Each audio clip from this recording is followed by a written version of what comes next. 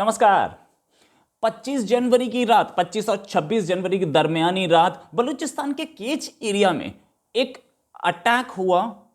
Militants ने, या उन्हें टेररिस्ट बोलिए, इंडियन मीडिया तो उन्हें टेररिस्ट बोल रहा है, लेकिन हमें टेररिस्ट बोलना नहीं चाहिए क्योंकि कश्मीर के जो आतंकी हैं उन्हें तो ये फ्रीडम फाइटर बोलते हैं। हम बलूचियों को, हम आतंक को सपोर्ट नहीं करते, नो डाउट अबाउट इट, लेकिन हम टेररिस्ट क्यों बोलें? हमें मिलिटेंट बोलना चाहिए। और तो मैं ये बोलूंगा, कुछ मिलिटेंट्स ने पाकिस्तानी सेना, पाकिस्तानी आर्मी की एक टुकड़ी पे जो कि वहां एक पोस्ट के पास तैनात थी, उस पर हमला किया और 10 पाकिस्तानी इसमें मारे गए, पाकिस्तानी जवान मारे गए। इनफैक्ट मुबाशिर लुकमान ने हमारे सीडीएस, फॉर्मर सीडीएस जो थे बिपिन रावत, उनके लिए बोला था हराम की मौत मरा। मैं उम्मीद करूंगा कि वो भी अपने इन 10 सैनिकों के लिए कुछ ऐसा ही बोले। मैं इंतजार करूंगा, जिस दिन बोलेंगे उस दिन मैं भी अपने चैनल पे कुछ ऐसा ही बोल दूंगा। एक बार बोल के दिखाएं, जिंदा जला दिया जाएगा इनको वहां पे। ये जानते नहीं है कि ये किससे पंगा लेते हैं। ये इंडिया के लिए अब इंडिया पे कोई वीडियो नहीं बन रहा उनका, मुबाशिर लुकमान का पता है ना, बंद कर देगा इंडिया चैनल उनका, तो इसलिए। खैर, एक चीज और बोलना चाहूंगा भाइयों, आप इस चैनल को अगर पसंद करते हैं तो सब्सक्राइब बटन को दबाएं और बेल आइकन को हिट करें। और इसके साथ मैं बताता हूं आपको, ये जो अटैक हुआ इसमें एक मिलिटेंट मारा गया और 3 मिलिटेंट जिंदा पकड़े गए। लेकिन सबसे बड़ी चीज ये कि 2 दिन तक इस हमले को छुपा के रखा पाकिस्तानी आर्मी ने। क्यों छुपा के रखा? क्या ऐसा था जो 2 दिन तक उन्हें यह बात छुपा के रखनी पड़ी? दूसरी चीज, इस हमले में जो लोग मारे गए उनके फैमिली वाले को जब कांटेक्ट करना शुरू किया कुछ लोगों ने, कुछ जर्नलिस्ट ने, तब उन्हें पता चला कि यह खबर सबको पता लग चुकी है। इनफैक्ट कुछ यूट्यूबर्स ने कल ही यह खबर डाल दी थी अपने पास कि यहां पे खबर आ रही है, हमारी गवर्नमेंट नहीं बता रही है। 48 घंटे तक इस खबर को छुपा के रखा अपनी इज्जत बचाने के लिए। जनरल बाजवा को भी पता था कि यहां भयंकर बेइज्जती होने वाली है, क्योंकि हम तो बात कर रहे हैं टीटीपी से, और ये बीएलए ने किया। इनफैक्ट बीएलए और कुछ और तंजीमें, कुछ और ऑर्गेनाइजेशंस जो कि मिलिटेंट्स हैं, और वो अपनी आज़ादी की लड़ाई लड़ रहे हैं, इसमें कोई शक नहीं।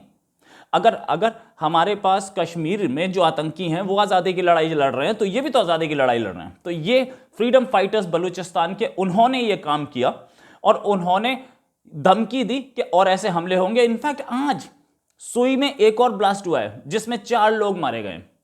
तो अटैक पे अटैक हो रहे हैं डेली, लगभग डेली 1-2। जैसे ये छुपा के रखी गई है खबर, वैसे ही बहुत सारे अटैक्स की खबर छुपा के रख लेती है पाकिस्तानी आर्मी और पाकिस्तानी गवर्नमेंट।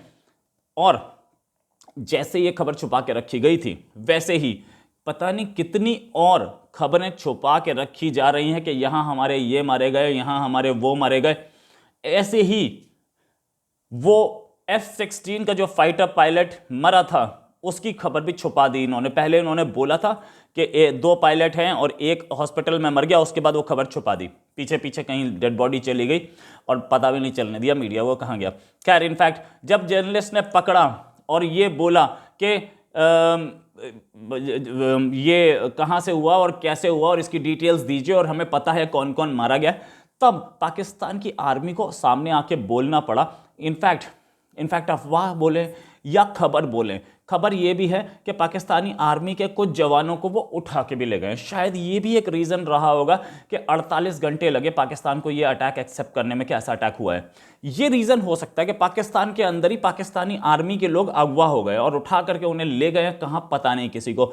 और अब ब्लैकमेल शुरू होगा कि ये अगर वापस चाहिए तो हमारे आदमी छोड़े जाए, क्योंकि इनके भी 3 पकड़े ना, और बाकी भी छुड़वा लेंगे।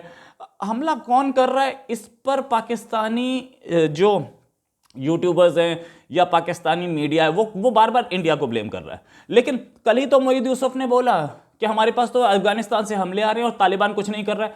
तालिबान कुछ नहीं कर रहा है, इसका मतलब तालिबान जुड़ा हुआ है हमसे, तालिबान हमसे पैसे ले रहा होगा या हमसे कुछ कर रहा होगा।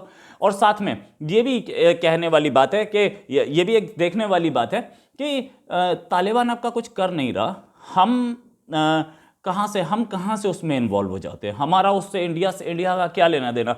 आप ही ने तो वहाँ सरकार बनाई थी, और ये जो इंडिजिनस हैं इनका तो आप ही जानते होंगे, आप ही तो इनको पाल पोस के बड़ा किया इनको।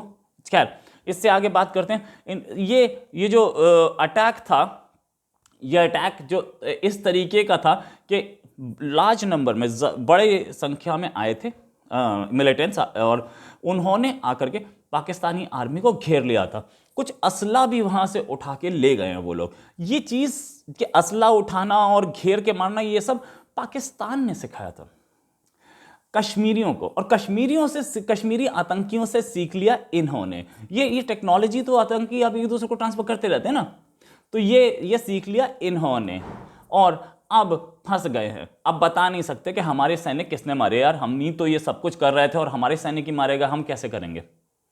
तो ये सिचुएशन ये है कि पाकिस्तानी आर्मी अब ये बताने लायक नहीं रह गई कि हमारे पर हमला किसने किया। और इनफैक्ट इतनी बड़ी बेइज्जती है पाकिस्तानी आर्मी की कि इस पर अब तक पाकिस्तानी आर्मी ने कोई बहुत बड़ा स्टेटमेंट, सिर्फ एक बताया कि ऐसा हमला हो गया है। ना कमर चीमा कुछ बोले, सॉरी ना कमर जावेद बाजवा कुछ बोले। कमर चीमा एक जर्नलिस्ट है, मैं उनके कंफ्यूज हो गया।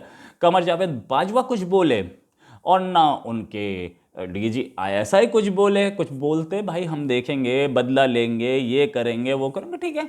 एक स्टेटमेंट था कि हम इनसे डरेंगे नहीं, हम इनको वो देखेंगे, कुछ बोल रहे थे। अभी पिछले 3-4 दिन से बड़े स्ट्रॉन्ग स्टेटमेंट्स आ रहे थे कि हम इससे डरेंगे नहीं और इसे ख़त्म करके छोड़ेंगे। मार दिए 10, अब वो क्या करेंगे देख लेते हैं। खैर, इंडिया और मैं दोनों किसी भी तरीके से टेररिज्म को सपोर्ट हम लोग नहीं करते हैं, लेकिन फिर भी आपके अपने ही तो ये हथकंडे सिखाए हुए हैं, पाकिस्तान के अपने हथकंडे सिखाए हुए हैं, और पाकिस्तान की गवर्नमेंट जिससे बातचीत कर रही है ये वही तहरीक तालिबान है। उसी का ही ये तहरीक तालिबान और ये बीएलए दोनों की सांठगांठ सबको साफ दिख रही है ना। तो तहरीक तालिबान ये उसी का तो है, और टीटीपी जिससे आप बातचीत कर रहे हो उस वही तो अटैक करवाता है। इनफैक्ट अभी तो कितने अटैक हुए वहां पे, और टीटीपी जिसके आदमी को एहसानुल एहसान ने, वो भाग के क्या किया, उसको पाकिस्तानी आर्मी ने खुद गाड़ी पकड़ाई, जा निकल जा, देख लेंगे, तूने मारे होंगे हमारे यहाँ बच्चे, क्या फर्क पड़ता है। इस हमले में कितने पाकिस्तानी आर्मी के लोग इन्वॉल्व हैं ये कभी सामने नहीं आएगा, और इनको हथियार कौन देता है ये कभी सामने नहीं आएगा, क्योंकि हथियार एक जो आर्म्स हैं, और या फिर जिसे बोले एम्यूनिशन है, या ये सब वेपन्स हैं, ये एक $multi-million इंडस्ट्री होती है। 10 रुपए की एक रिवॉल्वर कितने का होगा उसको यार, 200 रुपए का कॉस्ट होगी एक रिवॉल्वर की। लोहा ही तो है ना टोटल, और उसमें है क्या, एक बनाने की कॉस्ट है, प्योर लोहा है, ट्रिगर्स लग रहे हैं उसमें, उसको मशीन से बनाया जा रहा है, उसकी कॉस्ट, टोटल कॉस्ट उसकी बहुत ज़्यादा माने हैं तो 2000 रुपये से ऊपर नहीं है। आप कोई और वैसा ही लोहे का सामान सोचिए, वो कितने का मिल रहा है और ये रिवॉल्वर कितने की मिल रही है। लेकिन रिवॉल्वर बिकती कितने की है, 1.5 लाख 2 लाख की, वो 3000 से ऊपर की नहीं है। 200 रुपए का लोहा है उसमें, तो वो 1.5 लाख 2 लाख की बिकती है ना, तो कितना मार्जिन है प्रॉफिट में यही। और अगर इलीगल बेचना है पाकिस्तानी आर्मी ने, तो इलीगल देने में तो 4-5 लाख ले लेते हैं। तो वो इतना पैसा आता है पाकिस्तानी आर्मी की जेब में, तो पाकिस्तानी आर्मी अपनी आवाम को और अपने ही सैनिकों को क्यों देखेगी।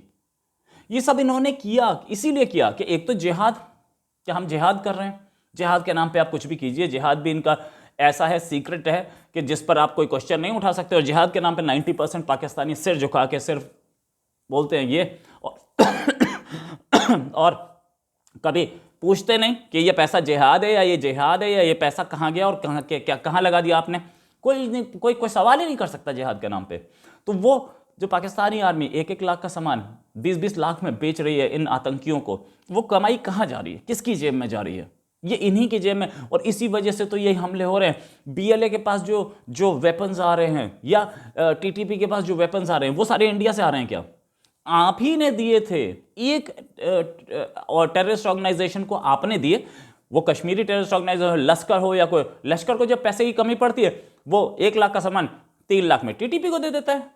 टीटीपी 2 लाख उसने कमाए, इधर से 10,000 का सामान पहुंचा होता है 1 लाख में लश्कर के पास, तो वो पाकिस्तानी आर्मी भी कमाती है, सब कमा रहे हैं इसमें। जब लश्कर को या हरकत को पैसे की जरूरत पड़ती है, वो बीएलए को दे देता है, आप ही के दिए हुए हथियार। 1 लाख का आपने दिया है, वो 2 लाख का आगे दे देता है, उसकी जेब में 1 लाख आ गया, अपने रिक्रूट्स को खिलाएगा, अपनी कार खरीदेगा। ऐसे 50-50 करोड़ की ये डीलिंग हो रही है आपस में। और फिर बीएलए और टीटीपी अपनी फंडिंग वो अलग निकालते हैं, उनको फंडिंग देने वाले बहुत हैं, पैसा सीधे घूम रहा है। यही असलियत है। पाकिस्तान ये असलियत एक्सेप्ट करने से मना करता है। क्यों? क्योंकि इसमें अपने लोग फंसते हैं और अपने लोग मारे जाते हैं और अपने लोगों पे इंक्वायरी होगी। आज तक कोई इंक्वायरी नहीं हुई।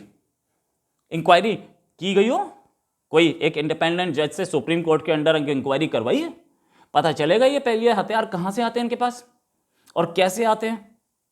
या इंटरनेशनल किसी एजेंसी को बुला लीजिए। इंटरनेशनल एजेंसीज जो पहुंचती हैं, डैनियल पर्ल की किडनैपिंग के लिए इंटरनेशनल एजेंसीज पहुंची थी, उनको आपने इन्वेस्टिगेशन ही नहीं होने दी, उनको आपने हर जगह लेके नहीं गए, उनको आपने कहीं एक्सेस नहीं दिया, एक होटल रूम में बैठा दिया ये दिखा के कि यहाँ पे आप मारे जा सकते हैं, खतरा है, और जो जो मेरे आदमी है उनसे मिलो, जो आदमी सच बता सकते हैं उनको आसपास नहीं फटकने दिया। यही तो असलियत है। पाकिस्तान की सेना और पाकिस्तान की गवर्नमेंट ये बात अपनी आवाम को नहीं बता सकते, सच ये है। इसी के साथ एक और खबर के साथ फिर हाजिर होंगे। नमस्कार, जय हिंद।